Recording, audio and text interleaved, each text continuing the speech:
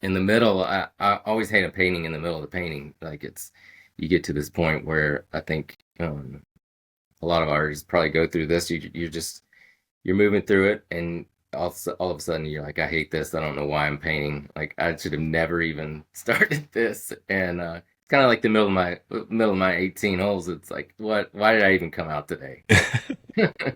And then all of a sudden you do one stroke, or the golf metaphor is you hit one swing and you're like, okay, okay, let's kind of go that direction today. The metaphors between golf and art and life are just huge. I mean, that's not a new conversation, but to experience it is has been really fun.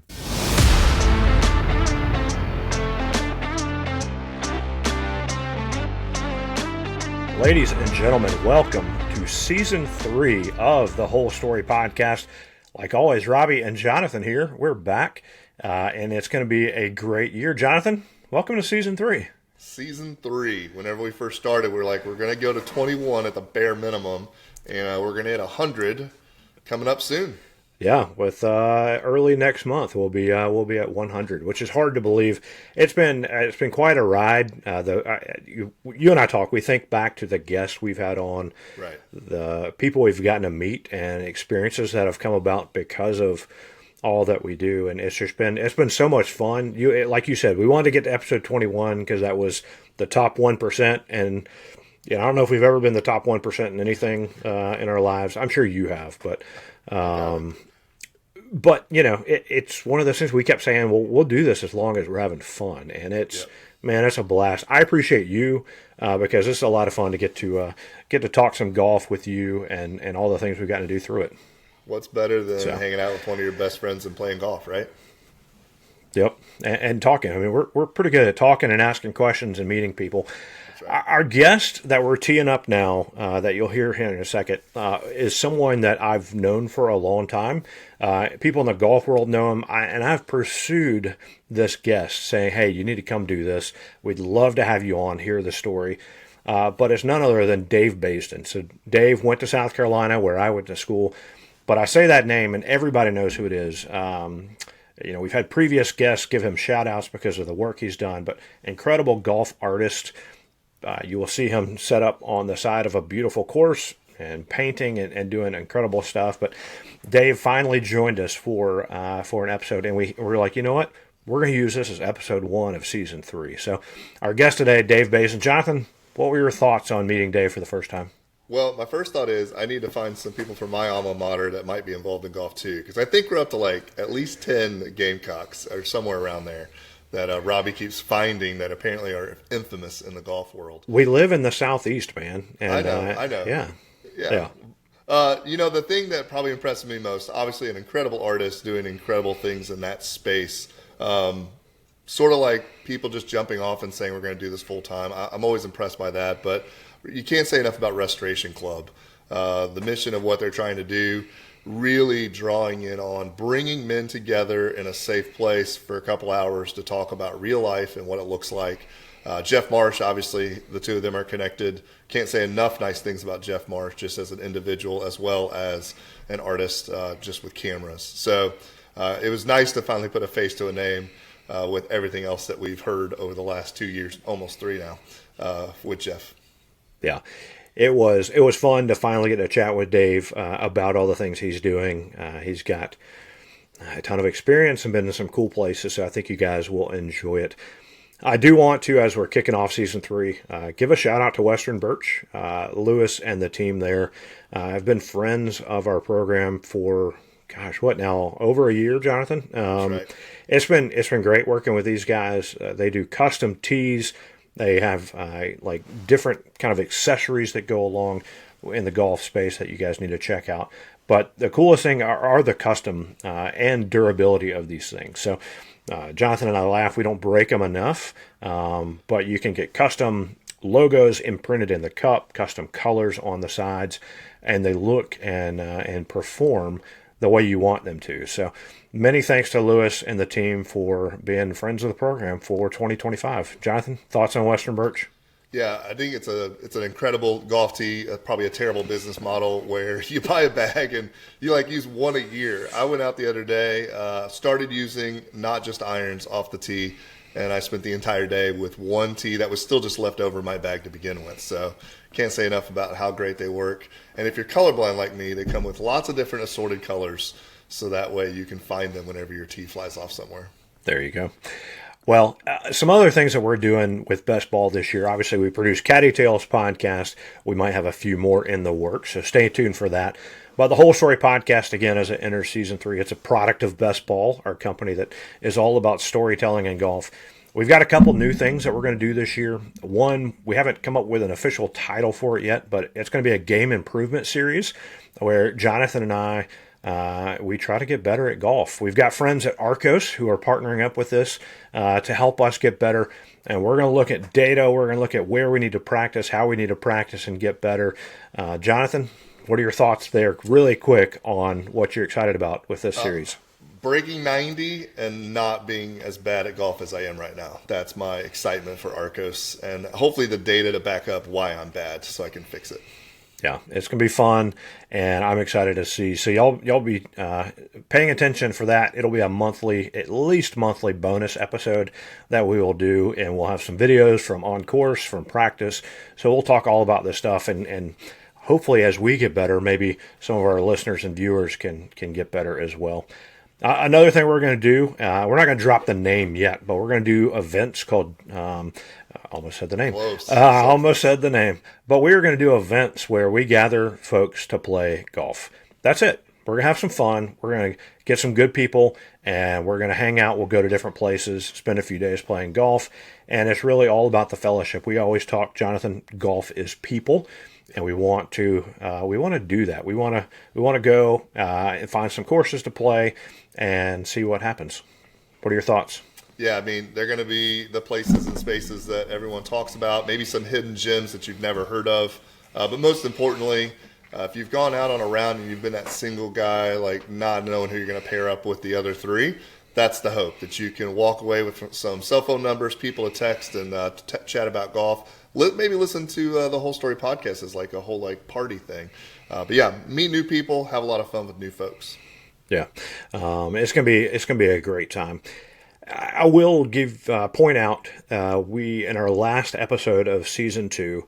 We talked about, the things that happened in 2024, and then we talked about expectations for 2025. And one question I asked was, what course are you most looking forward to playing? Kind of your bucket list course that you're excited about. And I think since that recording and since that airing, there has been a slight curveball for the team of Best Ball here. So, Jonathan, breaking news. Tell us what Robbie and Jonathan, the team of Best Ball, will be doing in 2025. Right. So everyone's used to getting their annual rejection email in July or so from the Augusta National. Are we playing Augusta? We're not playing Augusta. Oh. Man, that would have been a surprise for me. That would have been a surprise for everybody. However, 2026. However, for those of you on the social media side of things, may have noticed there was a similar opportunity to get into a lottery drawing to play a fairly famous course, I believe. It's an old course, only in this case we get to play it reverse. So I put in, just like probably some of you listening to this right now, and I got the email, and it said, you've got a pairing for 2. So we're playing the Castle, we play the old course reverse, and then we play the old course 3 days in April, which would be great because we're going to fly back in on the week of the Masters. So if you want to talk about the best week of golf, that's not a bad week to have. I did call and email and do all sorts of other things to confirm it wasn't a hoax, because it felt like there's no way in the world this is real. So yeah, Robbie and I are flying across the pond to go to St. Andrews for 3 days, and we get to play. Oh man, we get to take our picture on the bridge. That's it. Right yeah, Swilken Bridge. Here we come. We'll probably be fishing our balls out of the water, a little the burn there before taking our picture. But yeah, we finished recording an episode and we hit stop. We said goodbye to our guest. This was a couple weeks ago, and you said, "Hey, guess what? and I had no idea what you were going to say. And you dropped that news on me that, hey, Right. we're going. You'd already called and verified that it wasn't the hoax, and we are going to play St. Andrews. So again, the schedule that we get to do, we'll play the Castle course, which I'm excited about as well. Yep. How can you not be excited about anything? Right. That's on day one. Day two, we will play the old course reversed. So we'll be standing on the first tee box and we'll be looking, all right, 17 is kind of diagonal to our left. And it's going to be amazing. And then day three, we will play the old course. I cannot wait. It is going to be epic. So if we could rewind and go back to that last episode of season 2, bucket list course, we want to do the old course. Might as well play it backwards. So Jonathan, it's going to be an epic trip. It'll be so much fun. Yeah. Yeah, I can't wait. I mean, kids in a candy store, right? Yeah, it's gonna be amazing. We are gonna try to take as much content. We're gonna really document the entire thing, from travel to restaurants. We're hoping to run into some of our guests that we've had on before that live in the area. So we're excited about that. We've got a few partners that we're gonna be working with, but we're gonna make this thing fun and try to capture as much of that as possible. Yet while not missing out on having the best time ever. So Right. thanks, Jonathan. It's going to be awesome. I'm looking forward to it. It's going to be fun. So, well, with all those announcements out of the way, let's get to our guests. So, like we mentioned before, Dave Baysden, talented artist, former Gamecock, still proud Gamecock, but someone that you guys all know, you all love. If you haven't seen his stuff, go check it out. You'll want to buy some stuff. If you're a course and you're thinking, you know what, this would be a really cool thing to have hanging up, he does commission work, so reach out to him. But without further ado, our first guest for season 3 on the Whole Story podcast, Dave Baysden.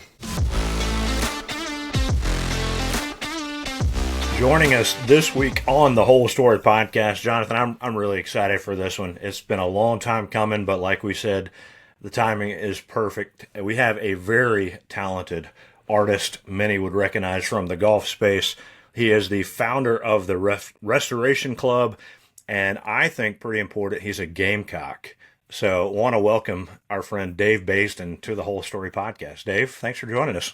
Thank you guys for having me. Thanks for yeah, just what you guys are doing. I love listening to all the stories you're telling and people you're having on. So I'm honored to be part of that. Thanks for your patience for working with me to get me in here, and just excited to talk golf and art and stories and everything in between. So Yeah. cool. Good.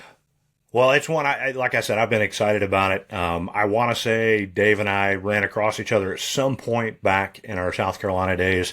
I knew his brother Lauren, who played a lot of pickup basketball. He was better than me, taller than me, more athletic, taller than me, too. and all the above. So, but yeah, I've been excited. We have a lot of mutual friends, and so it's been one of those things. On top of the fact that you're an incredible artist, founder of the Restoration Club. So a lot of the things we've talked about, Jeff Marsh and a lot of the people we've interacted with, AJ Vopel, like, gave a big shout out because he was telling the story about his golf bags, and he's like, man, I got my buddy DB to do this stuff, and I'm like, oh yeah, we're trying to get him on. So yeah, just the worlds colliding, but this is fun. So, well, let's start. I know people can look at your website and kind of can get a glimpse of your story of how the art stuff happened. But, 9 or 10 years ago, it's 2015, and you kind of say, I'm ready to take my passion and kind of put it in action, I guess, more.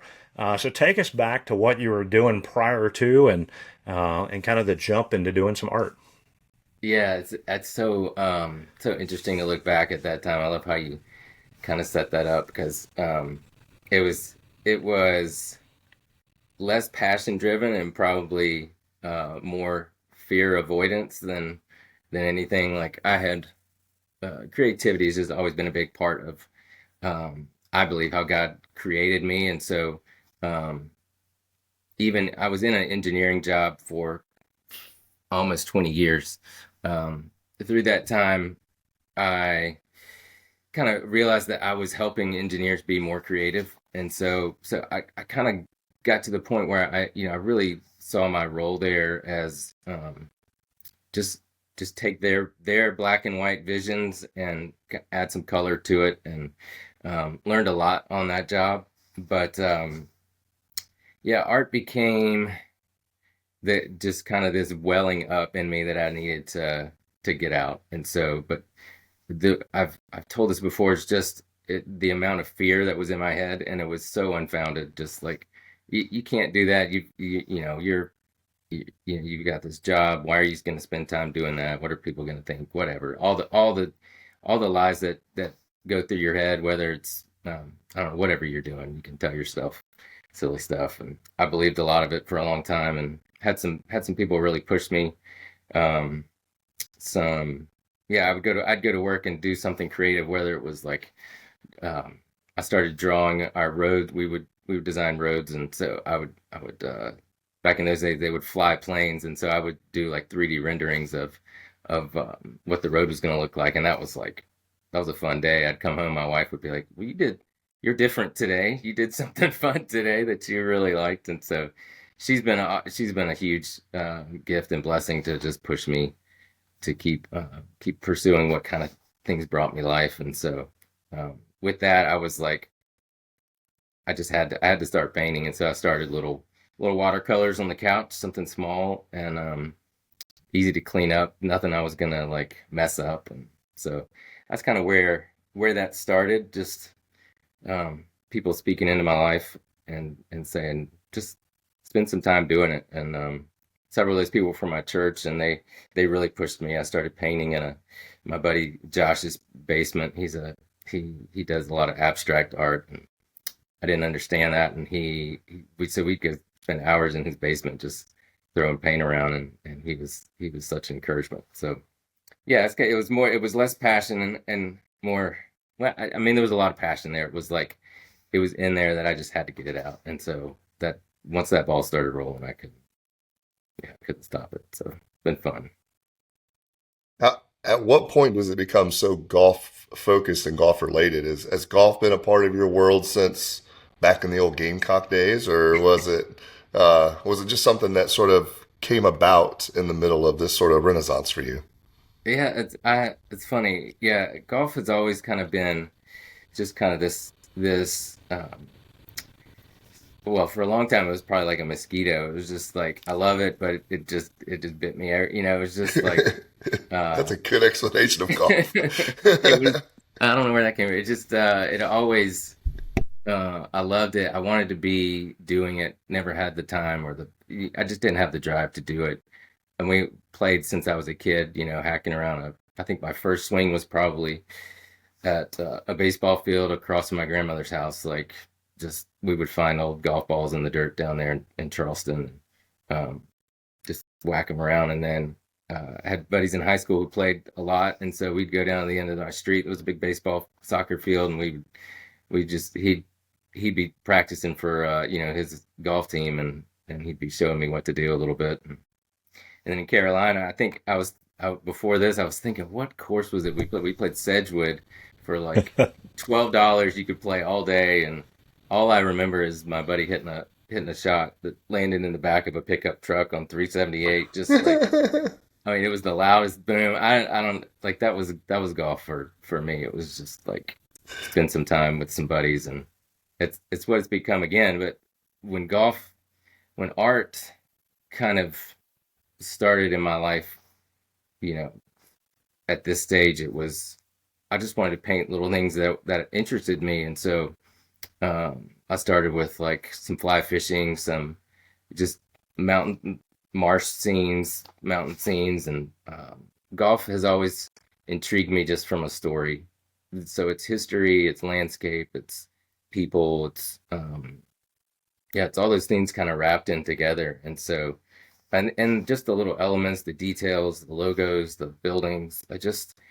It's full of inspiration, and I think I just started there. And um, it when I think someone just was like, you should just put this stuff up on Twitter. I was doing like illustrations of the majors, so cartoons have always been a big part of my past, and so um, and just always doodling. So I put some stuff up on Twitter, and a guy named Graylin Loomis found me. He was a writer for Links magazine, and he also had a Scottish golf planning website, and so he had lived in St. Andrews and was helping folks. So he would do kind of some gear reviews and course reviews, and then he was like, "Hey, if I commission you to do a piece of the old course, and I'll just put up an interview on my website, would you want to do that?" And I was like, "Yeah, I mean, sure. I've not done a commission before." And so he had just seen a few of my pieces and was just like, let's do this. And so he does this interview and he puts it up on his website, and it's right alongside Lee Wybransky and Linda Harto and all these people who I didn't even know that was a career. Like it was just, and I was humbled, and I was like, Graylin, I don't know what you just did, but you've kind of steered this in a different direction. So I got to meet him several years ago, and kind of some full circle things have come around. He's good friends with some of my friends, and now here in the Triad. So yeah, that kind of so golf then became like this connector of art and the people that I was hanging out with. So very thankful for his kind of encouragement in that, and kind of start seeing at that time I kind of started to see some pieces falling into place as far as just um, I think seeing more purpose in that. So I think with the early kind of start of painting, it was this lack of fear or this kind of push over fear, and then it became like I can see purpose in the future, and so that's kind of so golf became kind of that connector there, which is pretty fun. We always talk about golf, and the best part of it is, like you were saying, people and the stories that come from it, getting to hang out, 4 or 5 hours with a group of people. It doesn't really matter the score or whatever else. And the stories that come from that, and I think like you're describing your art, and it's funny you mentioned cartoons because a lot of people might describe their game like a cartoon, but you That's take fine art and more cartoon. yeah, it's fine art now. But you go out there and you see the beauty and the stories of the courses or the landscape and things like that. So, when you walk on property, if it's not a commission piece, like where from non-artist, where are you finding your inspiration for your next piece or something? You're like, you know what, I want to capture that. Yeah, that's interesting because I definitely see. There are days when I play golf and I've just um, I get so caught up with interacting with the people that I don't even that's and I love that. So like there are definitely trips where I'm more purposeful as far as seeking out kind of in some sort of inspiration. Um, but at the same time I think um, it's kind of like this might work. I don't know. So like a lot of times if I'm painting like a marsh scene, which is kind of low country, that's kind of where I spend a lot of my, like if I was visiting family, that's where we were headed down to Mount Pleasant, Wilmington, and that's where family was. And so I'll paint scenes that may not be an exact place. And so it's more of like, it kind of embeds itself in my memory in a way that I just want to then pull that out in some way.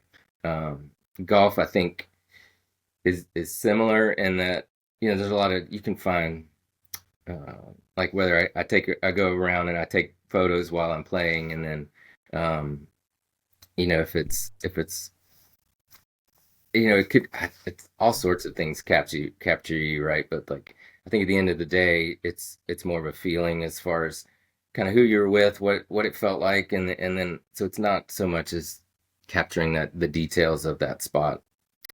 If it's a commission piece, then obviously you're trying to do take that in a certain direction, and um, but yeah, for me, like to paint something that I've experienced, um, it kind of comes back to how did that day feel, and how do I best capture that day. So it could be a little. I do love capturing just little elements around a course, benches, trees, and all those kind of sidebar things that make the day kind of fun. So I don't know if that answers your questions, but I Yeah. think I think Now, because it feels like instead of you saying, "Hey, this is hole number four, 365 yards, dogleg left," you're more like there's a shadow of the course or the place or the people that we played with that day that you Yeah. just kind of want to express. And your expression is obviously on canvas and places like that. You know, Jeff is taking photos that even sometimes those blur the lines of where is this and what's the reality in the middle of it.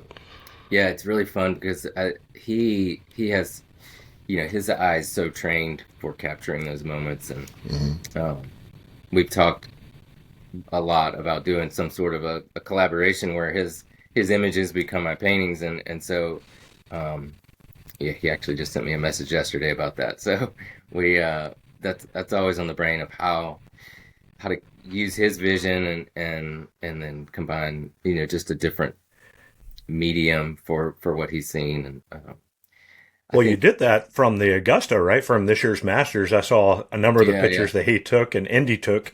You yeah, took that and sketched those out really quick. Those turned out really cool. yeah.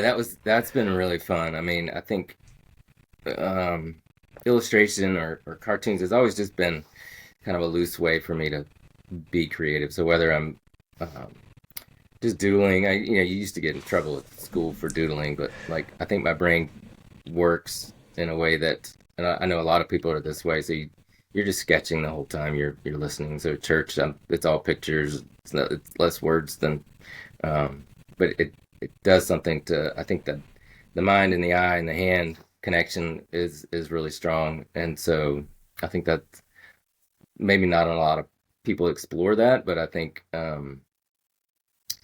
it's really big for. It's fun to see like my kids do the same thing. So my son he loves to draw and it's fun to watch like Andy take photos and I mean he can capture a photo way better than me. Like it's just fun. And so when Jeff sent me that and was like, hey, can you take this and sketch it up? And those are really special moments to try and capture in a different way.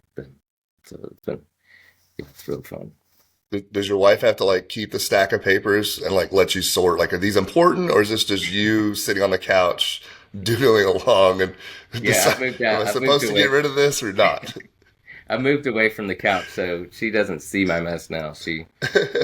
So I went from a couch to our last house had a shed in the back that was connected to the house, so it wasn't super cold. I had power and everything, so that's kind of where I took kind of the next steps of kind of exploring what this would be. And um, at that time, I was already working from home. Our company had kind of this was pre-COVID, and so our company had down downsized. Well, people had moved on. But our company got bought out. Anyway, long story is they sent me home. So the office space was too big, and they finally got. I was the last one there. Again, the whole fear of like just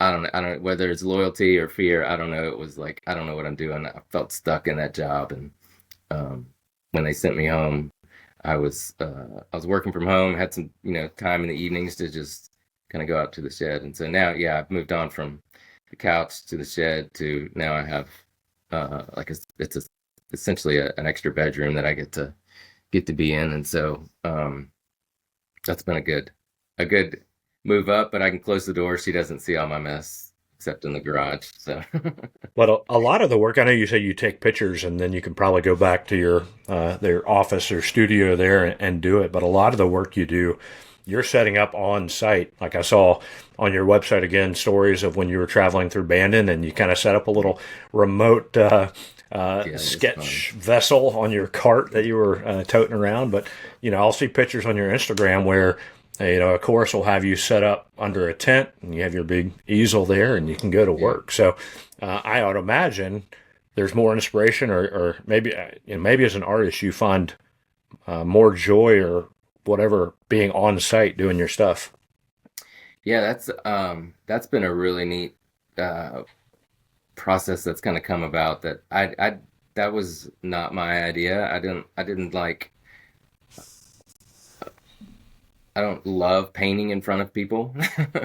I'll say that. One of the first projects that my buddies in Charlotte had kind of pushed me to do was like painting during a church service, and I was like, I don't, this is way out. And this is when I was first starting, and then full circle.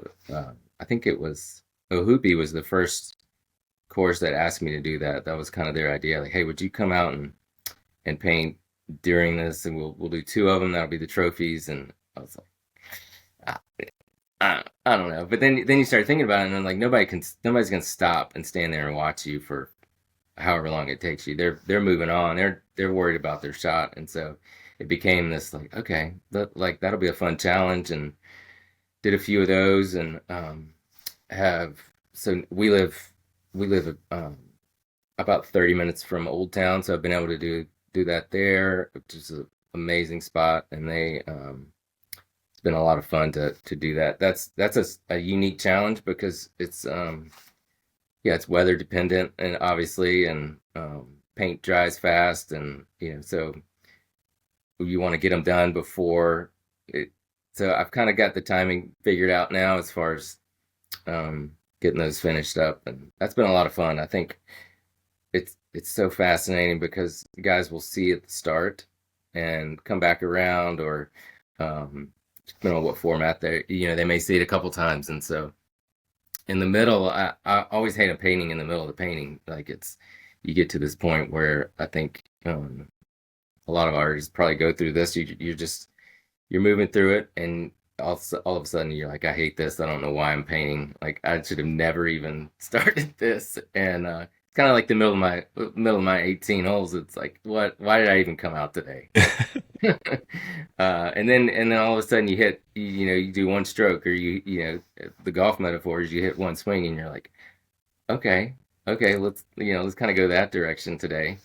And yeah, it's really, the metaphors between golf and art and life are just huge. I mean, that's not a new conversation, but to experience it is has been really fun. So, Well, if the yeah. Nationals listen, Okay. a painting a day. Could you imagine? Like, come out and do a painting on Monday, Tuesday, the par three on Wednesday, Oh my and goodness. Yeah. then capture Augusta every day, Oh, let's go. Let's go. right?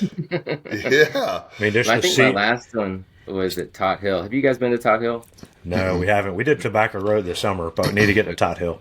We'll come up to Tot Hill, and they had me out, and that was what they've done there has been amazing. That's about 30 minutes from me, and so the guys that redid that course, or maybe that'd be a great story to tell. Is um, I could connect you with those guys, but they're Yeah. amazing, and the work they've done is so good. So they had me out, and yeah, that was a really fun day. So um, trying to think where else we've done it. Yeah, I've done probably 4 or 5 courses where I'm out. Secession has me down every year, Yeah. which has been a blast. So that place is special too. I drove past the gate of Secession a couple weeks ago, and that's as close as I've gotten. So, I haven't played, like, I've played a few holes, and they're like, come down and play, so that's on my bucket list of yeah, I got to get a full round in there. But they're great people. So yeah. So How do you, what's the that's balance? always a little bit of a torture. It's like being there. I know Marsh has mentioned this before. It's like being at a course you want to play. Yeah. Um, and I'm like, spending a day right here in this one spot is really, really good. But then there's a little bit of torture. yeah, Well, I with usually have a way of getting it. photographers though, we've always talked to them like, do you play the course first or do you do the photos first? And so, like in Mm, your world, it's not like you're going to carry your canvas and do a different like hole by hole by hole, yeah, as opposed to the photographer can meander around and use the excuse of swinging clubs along the way. that's right. That's right. I yeah. can do a few sketches. Yeah, I can make some excuses. I can do. Absolutely. How do you balance? I know you do some commission work. You're talking about some of these courses that have asked you out. How do you balance commission work where somebody says, "Hey, here's what we want you to paint. Here's what we're going to pay you to paint," versus kind of your own creative ideas about what you should do or what you That's want to really do? Yeah, no, that's really hard. I yeah, at the end of the day, this is now my job, right? And so it's as much as I love it, you kind of want to keep it going, and so there's little time for real creativity as far as like exploring. Um, just I usually have a few pieces kind of going on the side, and so that's kind of how I mix that in. And those may or may not get painted over. It's just kind of like um, it is kind of essential, I think, to keep exploring that on the side. So a lot of that is is doodling ideas, and so I always have a sketchbook with me pretty much everywhere I go, and probably I don't know, I can't keep up with them. So I try to like write a year on it, and it's like I'll lose them, and I got one in the car, one in my bag, and it's everywhere. Um, but it's really kind of capturing those kind of in the moment kind of things. It may not be a full painting, but it could be a small watercolor or just kind of something that catches my attention. That must be fun though, having multiple sketchbooks and like, you can pick one up and say, "Oh, that idea from a year ago or 6 months ago," and you're like, "That was pretty cool. Let's now jump back into that." Or you Yeah. find inspiration, or you might say, "Wow, what was I doing?" Yeah, yeah. There's definitely some pages I tear out, but yeah, they are fun to kind of stumble across, and if you keep those long enough, it'll be even more fun to kind of fall back into some of those, and it's funny how um, and I hope a painting that I do for someone, when they see it, it kind of takes them back to that round or whatever. Just like I can think back to, as I'm painting a piece, what was I doing then, and how did that feel, and um, kind of remember who that was for and why so it's I'm hoping those connections are made through my art, but I'm just grateful that I get to do what I'm doing, and Yeah, like the people I've met along the way are just it's I couldn't have asked for a story to be written like this. So, and probably for you guys, it's like certain people come along and they push you to the next step. And so, um, early on, like with Akbar at Seamus was such a big encouragement, and we did some super fun stuff together, and um, yeah, and then like Zach Blair, I can't thank that guy enough. I mean, that guy's a creative genius himself, and so just to see his sketches, and then for him to just continually push push my work, and his house could be my gallery, I think. So if you ever head out to Utah, go that's see funny. his. Do you have a lot of stuff there at Tree Farm? Have you done much there? We I've done several things over, just kind of the past several years. So once they started having the ringer there, we've done tea gifts and kind of prints for them. And so the with the clubhouse just opening up, we've got some ideas to get some stuff in there. But did did a painting for some of their founders, and that was a special treat. So I had some family live in Aiken for a while, and sadly they moved to the coast, and that was going to be my hangout spot when the tree farm came around. But now I've got Augusta, so I'll just That's right. Yeah. 30, bring 45 this minutes away hangout. from Tree Farm. Yep. Swing back Columbia, pick me up. We'll head on down. That That's that right. sounds like a fantastic day. Yeah, I want to get down and see Old Barnwell as well. I think you guys have been out there, but Yeah, Yeah. it's a special place too. So, do you have a subject that you lean to? Because obviously, golf consumes a lot of time and energy. But do you have just something that sort of sits in the back of your brain that you kind of go back to other than golf when it comes to your art? yeah, I mean that's I think what, and when I first began, it was I don't know, there was just a connection to the outdoors, in itself, and so something in that has always just kind of captured, just I wanted to be, that's where I want to be. If I'm not, like, if I was in an office, I wanted to be outside instead. And so there were seasons in that job where um, we did some stream restoration work, and so I'd go out in the creek and just we were finding bugs and labeling trees, and that was really kind of a fun part of that job.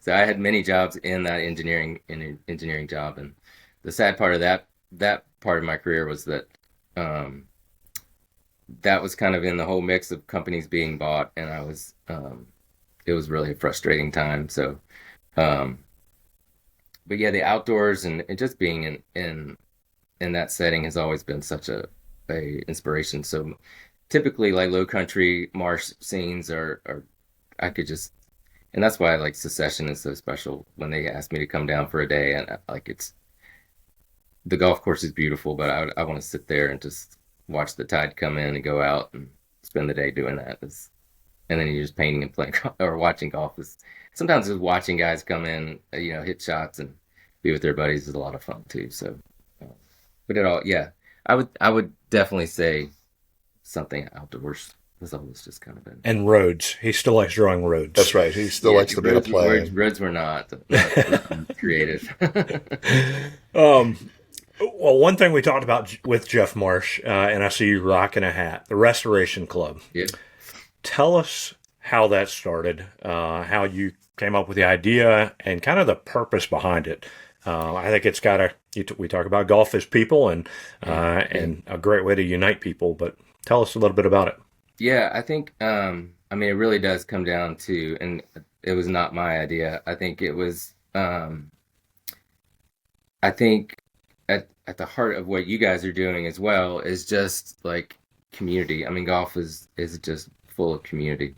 And that can be good, it can be bad, it can be it can go a lot of different paths. And thankfully I found along the way just guys that want me to be a better husband, father, dad, just a better person and man. And so um, kind of a core group of yeah, Jeff Marsh and Danny Christensen and myself, and now Ryan Grammatico in Charlotte. Just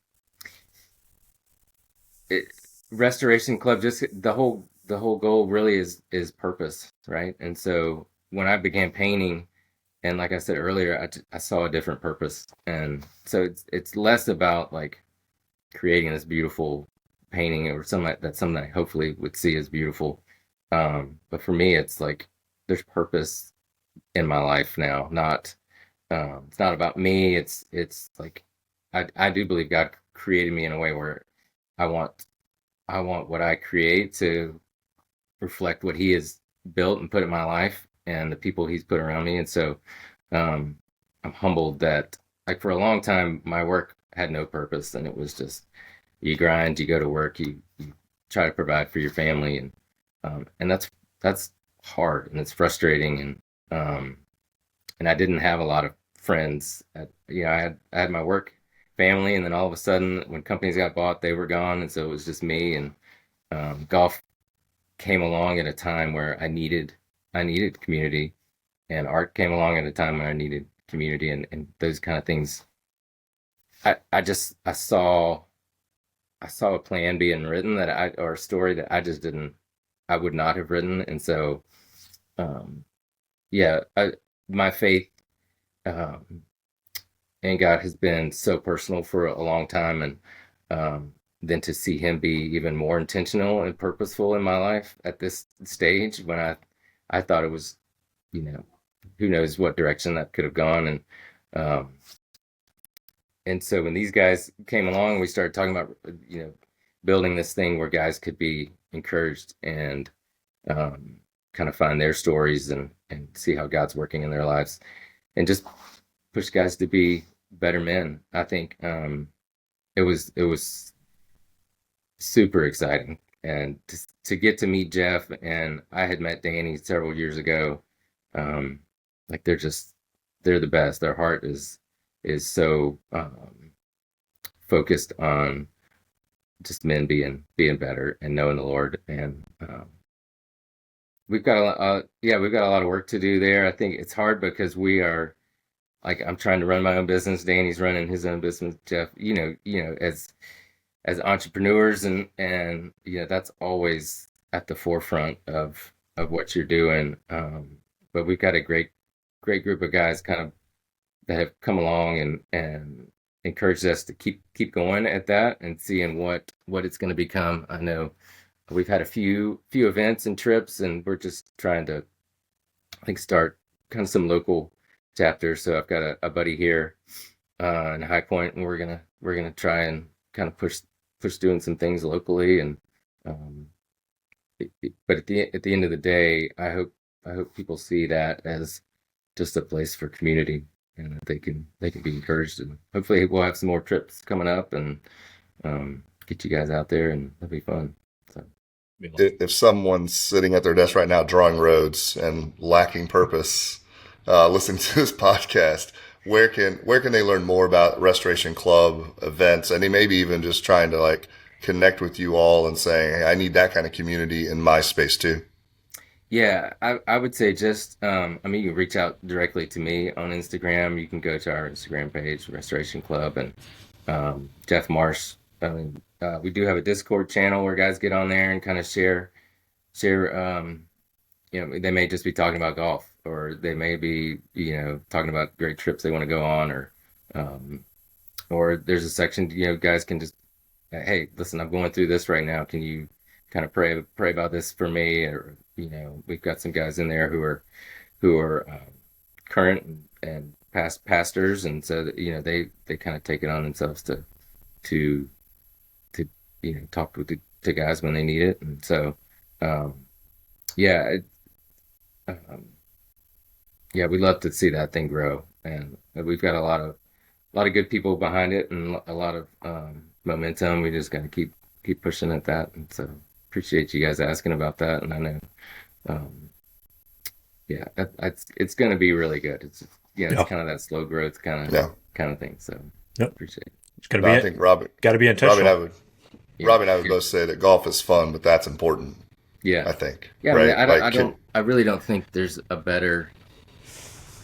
Maybe jumping the gun on some of your questions later, but um, there's not much better than take walking, playing golf, and I mean, you don't have to be walking. You can be in a cart, whatever it is. It's like playing golf and talking about the things that are important in life. Or yeah.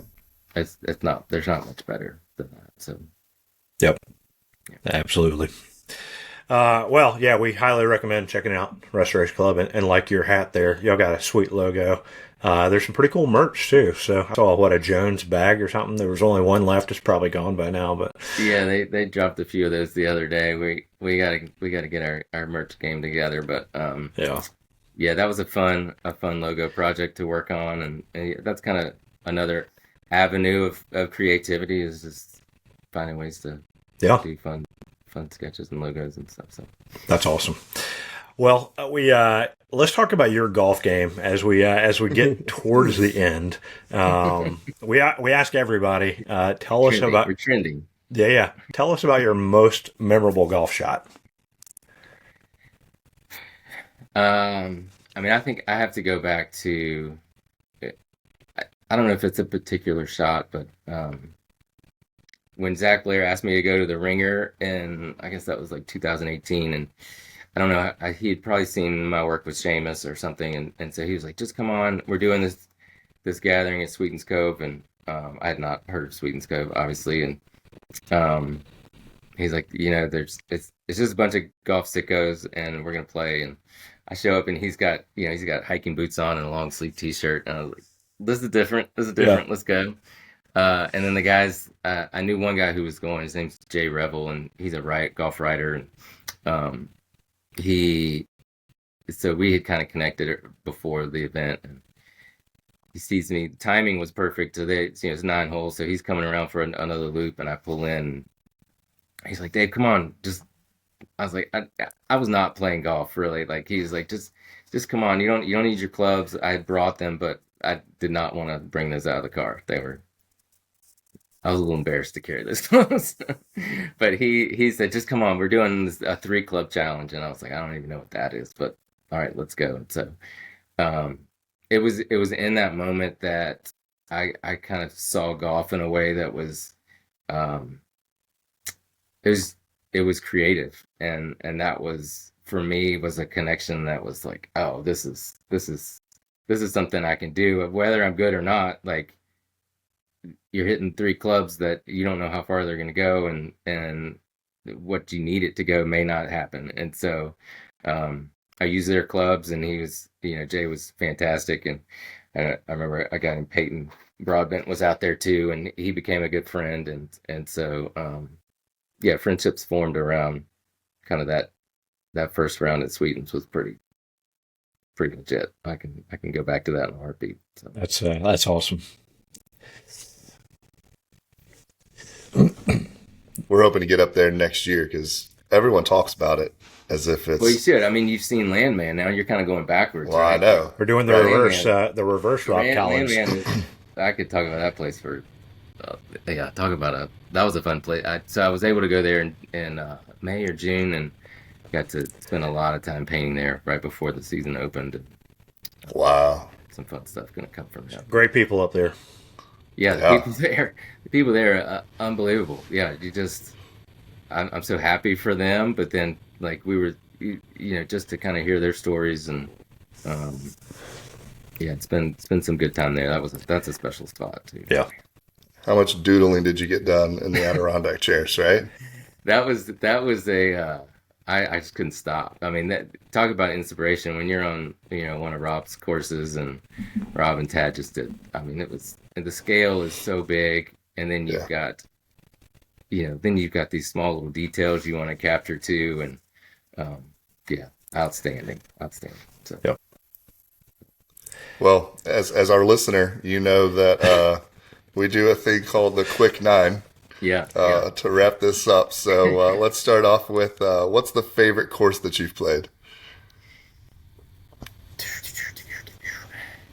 I mean, I was kind of ready for this, and I still couldn't pick one. It's just like that's a good problem. Yeah. I mean, I get to see Tot Hill quite a bit, which is close by. I mean, that's become like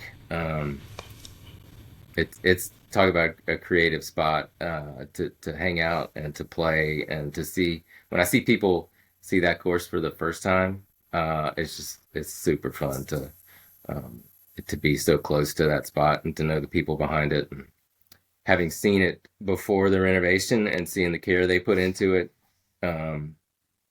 it's just super fun. And so, there's a lot of good ones though. Gosh, you guys, that's such a tough question. That is not even fair to ask. Yeah. We've only played like one good course, so we're like, yeah, we got like 3 to pick from. Not like you're at all these awesome places. Right. Yeah. I mean, Landman is right up there. It's like I saw a list the other day where they were, the top public courses in the country, and they were kind of 2 or 3 spots apart from each other. I was like, that makes a lot of sense. Yeah. Perfect. I agree. What's the favorite course that you've painted?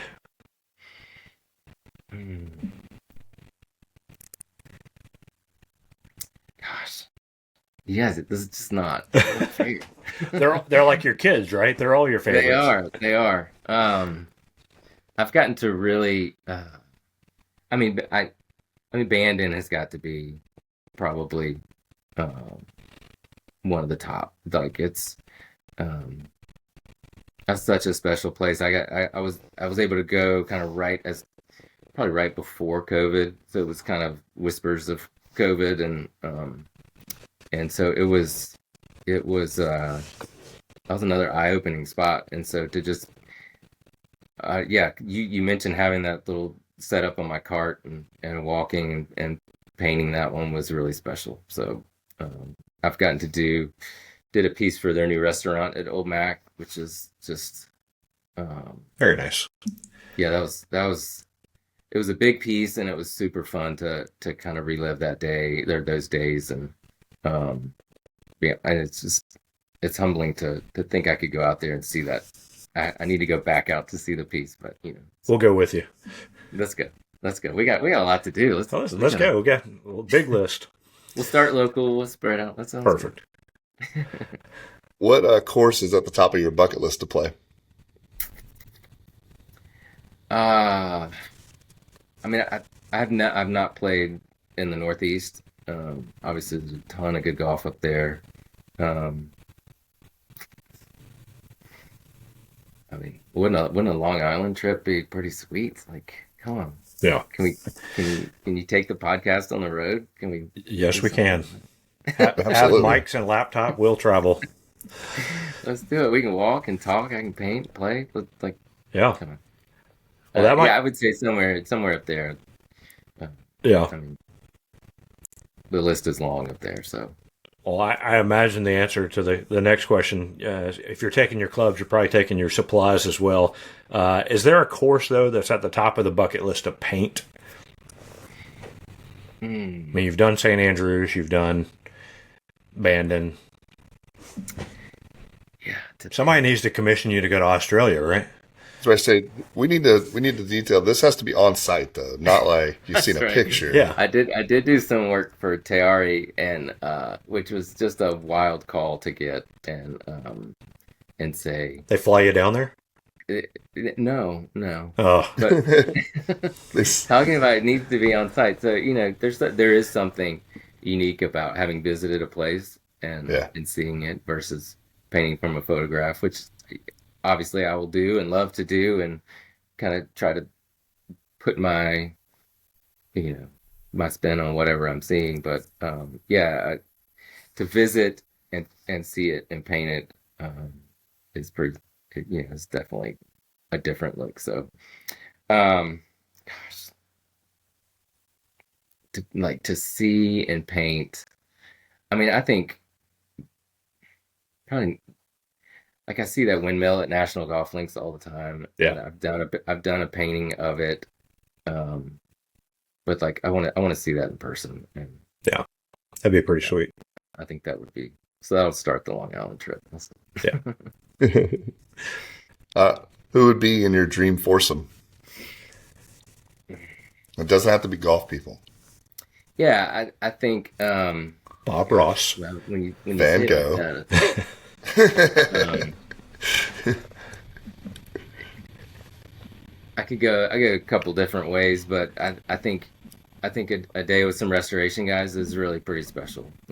Whether it's Jeff and Danny and Ryan, or just guys that want to talk about real stuff while you're playing is really good. But I've got a list of art inspirations that from my past, whether it's Bill Watterson, Calvin and Hobbes. I don't know if he plays golf or not, but that would be Oh man, That would pretty be epic. great. that'd be a There's an good artist in story. Atlanta named Steve Penley who he's kind of he his art kind of has really inspired what I became. I think just his looseness and his ability to paint quickly and capture what he wants to capture kind of was a real uh yeah, I needed to hear and see his work, I think. And so um I don't know. I've gotten to know some of the family of like the Arnold Palmer Foundation. I've done some work for. I mean, to play with Arnie would have been pretty sweet. So we can go back in time, I guess. Oh yeah.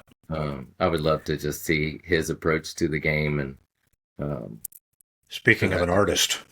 yeah, um, I feel like he just worked at it and did what, and I feel like I feel like I do that in my painting anyway. I don't know that I'm like this. I don't know that when I approach a painting, I don't exactly know what it's going to come out looking like, and it's an effort to get through it. So uh, I think golf is like that, but Sounds like a golf swing. yeah, oh yeah, Yeah. yeah. We're working on that right now. The Yeah. game is All right. So what on a golf course, is there a favorite feature on the course that you like to paint? I uh I think bunkers are super interesting, right? So I mean, you've got clean edges of um, like the sand hill, whatever in Melbourne, just like those super crisp, clean edges. I'm sure Augusta's that way, um, and then you've got stuff like Rob and Tad built and just wild and then you've got and because of their depth they really give character to a piece so like when if like Jeff will capture shadows in bunkers that like he's out there at the right time and so um those shadows are super important obviously to creating the depth of a photo. And so whether it's I just think they give so much character, and um, I think I'd say bunkers are, a lot of times, of course, with creeks kind of really capture me. So it's a lot of kind of that nature side of it as well. So So hazards, things that are bad for your golf game, are it, it, good for art. I was listening to your pod with Sam the other night, which we've shared messages on Instagram quite a bit. He's super talented. I'm excited for what he's doing, and you mentioned, the shots from the trees, and I've talked to a buddy about that as well. It's just like these are the scenes that not everyone gets to see, and Yeah. so I do see them, and so Yeah. but you're right, the A hazards, series of second shot golf. Yeah. yeah, that's great. All right. My favorite question on the quick nine: what is your favorite snack on the golf course? I mean, my go-to is probably a hot dog. I think one of the pretty simple. I made the turn at Mid Pines one day, and it was like I just needed that. It was a super simple hot dog. It was like being at Fenway Park or something, and that was epic. But then Todd Hill's got a great barbecue sandwich that is pretty killer. You'll love. I think in my early, I had a buddy reach out and said he he took me on this trip, and we went to Congaree, and they had a meat pie, and he told me about that meat pie at, like, I think hole one, and I was ready for that meat pie at the turn, and he called ahead just to make sure they had them, and that was pretty killer. So, but Man, if you got a meat pie, you need to throw that onto the cart. Like that needs to be like, it was it was stop by. I Would mean, you like a it was meat pie? crispy wrapped croissant and a little mustard on Oh, top. That was just like, that was perfect. That course was, I should not have been there. That should not have been there. I hear I that should place have is been pretty painting special. that day. Yeah. All right. What's your favorite golf course logo?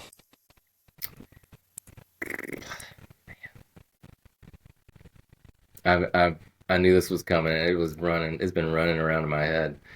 Um, gosh, You can give us a few. I don't know. I mean, yeah. Uh, I mean, it's so different, right? So like Seth does amazing work. So some of his new stuff is just really good. I love his Fields logo mhm. with the donkey, and um, but then yeah, you've got, classic. Obviously Marion's really good, and those are just classics. But I kind of love seeing what Seth is doing. Like his logos are so clean, and just kind of have such a Tree fun Farm. feel. He's talking Yeah, about Zach's place. yeah, Tree Farm. I mean, that's a funny story. I guess I can. Who knows if this. We When he first mentioned the Tree Farm was gonna be in South Carolina, and we were kind of exchanging texts. I told him I was super excited about that, obviously, and I was like, you should put this on a head cover. Just change out the palmetto tree. For He had already drawn the tree. I was like, put the moon next to it, put it on a head cover. You guys would just like go with it. Next thing I know, he's got it on his on his sign, and he's ready to go. So that's um, awesome. yeah, that could be my favorite. That's a fun kind of Yeah. feather in the cap a little bit, maybe. Yeah. It's a nice one. All right, last question. This one's the hard one. If you give one piece of advice that you'd give to someone looking to follow their passion, Hmm. I first don't listen to the lies. Like, I listened to that for a long time. Just like that you're not, if there's things telling you you're not able to do it, then those are typically lies. And so second is find people that encourage you and push you and rally around you, and then I think for me what has been super fun is to use art to um try and find ways to give back. Like, there's movements and groups that need support, and I can't always give monetarily to that, but sometimes art has been my avenue to give too, and so I hope Hope to keep doing that. And there's a fine there's a balance of like how do you do that well, and how do you um, but that's been such I think that's such a gift for me to be able to do that, to support the the things that I love and want to see grow. And so, but yeah, I think I think if people are looking to move in their passions, it's overcoming fear and finding people that you can you rally around you. So, Well, we are glad for what you are doing and the art that you do. And Jonathan, man, this has been a lot of fun getting to chat with Dave. And Dave, we really appreciate you taking some time. This is recorded during the week of Thanksgiving, so appreciate you taking some time to join us. well, you guys, yeah, I do. I love what you're doing. I love, hearing the voices that you're giving. Um, the mic too. I'm honored to be a part of that group.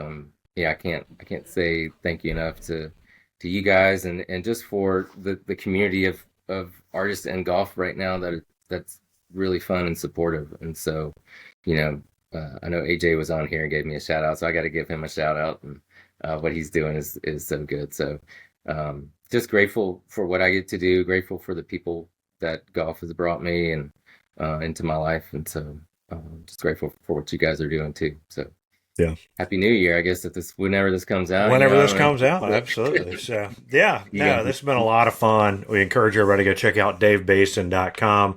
Follow Dave on the social media channels. You'll just fall in love with his work if you haven't seen it. If we found anybody out there that hasn't seen it yet, check out the Restoration Club as well. Again, it's golf. The best part of golf is the people and the relationships you can build. And like what they are doing, taking those relationships to the level that it should be, where you're talking about life and encouraging each other to be better people. So excited for that. So check out Restoration Club. But we appreciate everybody listening to another episode of the Whole Story Podcast. So for Jonathan and Dave, this is Robbie, and you have been listening to another episode of the Whole Story Podcast.